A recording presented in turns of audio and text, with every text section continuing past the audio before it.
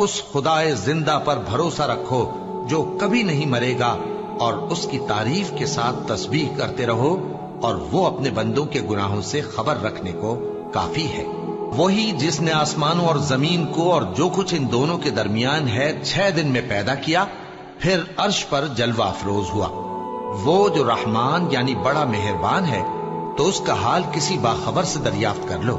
اور جب ان کفار سے کہا جاتا ہے کہ رحمان کو سجدہ کرو، تو کہتے ہیں اور رحمان کیا ہوتا ہے؟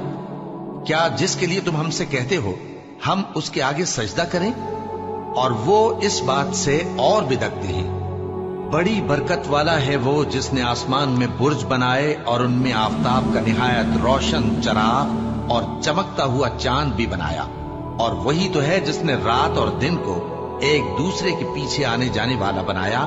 یہ باتیں اس شخص کے لیے جو غور کرنا چاہے